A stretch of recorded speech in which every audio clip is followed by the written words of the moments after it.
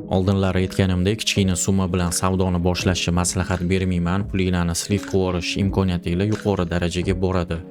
Ozmuncha bo'lsa ham tajriba olib, kamida shu 500 000 dollardan boshlaganingiz yaxshi. Keyinchalik psixologiyangiz uchun juda katta ta'sir qiladi bu.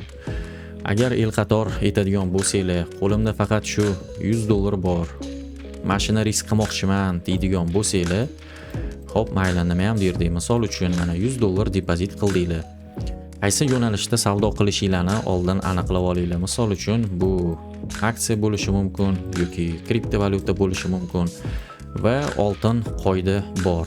Hamma tuxumlarni bitta savatchaga qo'yib bo'lmaydi. Bu degani, masalan, 100 dollarni shu to'rga bo'lasizlar. 25 dollardan qanaqadir aksiyalarni yoki kriptovalyutalarni sotib olishingiz kerak bo'ladi, misol uchun. Endi u yog'ini analiz qilib albatta. Lekin bizda ko'plar aynan forex yo'nalishida savdo qiladi. O'shaning uchun faqat shu bo'yicha hozir gaplashib o'tamiz. Tak, 100 dollar misol uchun depozit qildinglar. Qanaqa qilib savdo qilish kerak bo'ladi? Eng birinchi o'rinda risk katta qilish kerak emas.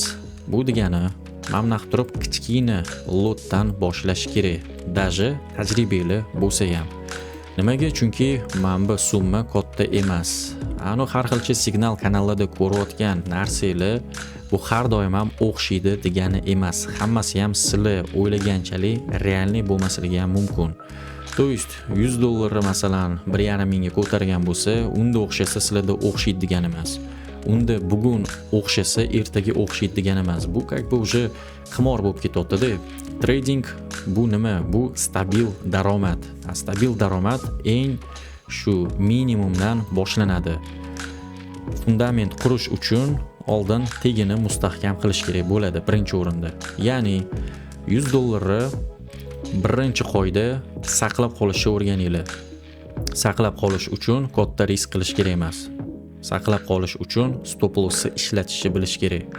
Saqlab qolish uchun o'zingizlarni yo'qotadigan summalarni bilishingiz kerak bo'ladi. Ya'ni 001 lot bilan boshlanishiga savdo qilishingiz kerak. To'g'ri, katta summa bo'lmaydi. Kerak bo'lsa 1 hafta, 1 oy, 2 oy bo'lsa ham shuna qilib savdo qilishingiz kerak bo'ladi. Nimaga? Chunki mana summani хотя бы 200-300 ga ko'tarish uchun sal-pal fundamentni mustahkam qilish kerak.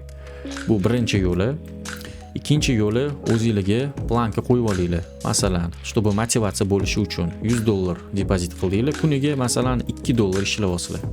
Yoki sal tajribali bo'lsa, kuniga tam 5 dollar ham ishlashingiz mumkin. Masalan, 100 dollarni 5, 15, tam 50 dollar qilish qiyin emas, lekin stabil har kuni shu pulni ishlash sal qiyinroq. To есть o'zingizlar yetadigan summani oldin belgilab olinglar. Masalan, birinchi kun 2 dollar ishladinglar, ertasi kuni tam 2,5 dollar, undan keyingi kun 3,5 dollar, shu bilan ketdi. Mana shu ritmga tushib olishingiz kerak, o'rganib olishingiz kerak bo'ladi-da oldin. Shuna qilib ishlab dalishga ketaverasizlar. Xo'p. Buning uchun riskni katta qilmanglar. To'g'ri, 100 dollarni masalan 100 qila olasizlar bir kunda, lekin buni qilish kerak emas. Tegidan boshlanglar. Mana shu summani ishladinglarmi? Nafsi tiyinglar. Mana bu lotni ko'tarmanglar. Summa ko'tarilsa, lotni ham 0,02 qilaverasizlar. Maksimum shu 0,02 ochiringlar, ikkita bitim. Undan ko'p ochmanglar. Xo'p, dalish. Qanaqa qilib ishlash kerak?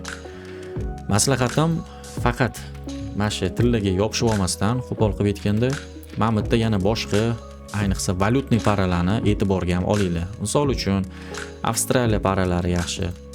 O'sha tillarda ishlaydigan pulinglarni bu yerda ham ishlashingiz mumkin. Faqat shu analiz sal to'g'riroq bo'lish kerak. Mana grafikka ahamiyat beradigan bo'lsak, bozor juda ham yaxshi yuribdi. Avstraliya paralarini nima sizlarga maslahat beraman, chunki bularni bu kotirovkalarni spetsifikatsiya deyiladi. U ma'mulari kichkinaroq. To есть mana birdan keyin USD CAD yoki GBP mana katta yuradi yoki GBP, GPY katta yuradi. Ma'mula esa mana 0. To есть bir lot 100 000 dollarga teng deyshadi-yu, bular даже 100 000 dollar ham yo'q-da, misol uchun. Mashina bilan yengil savdo qilaverasizlar. Endi yaxshilab o'rganib chiqinglar. Maslahatim, paralarni o'zingizlarga 3 ta 4 ta kerakligini tanlab olinglar. Nimaga? Chunki 100 dollar depozit bilan qanaqa qilib ishlash kerak bo'ladi? Ayniqsa shu tajribasi yo'q traderlarga maslahatim. har doim time frame katta qilinglar. Kamida shu 4 soatlik bo'lish kerak. Nimaga? Chunki qancha katta time frame bo'lsa, shuncha kuchli analiz bo'ladi. Farqi yo'q, trend liniya bilan savdo qilasizlarmi yoki zonalar bilan savdo qilasizlarmi, shamlar bilan savdo qilasizlarmi? Birinchi o'rinda shu zonalarni oldin topib olinglar. Misol uchun mana любой parani olamiz, USDCF. Zonalar bu yerda aniq ko'rinib turibdi. Shu tarixga qarab ham belgilab olishimiz mumkin. To есть, mana Mamut hozir bu hech qanaqa signal emas. Misol uchun keltiraman, mana Mamutda zona bor, qayerdan zona borligini bildim.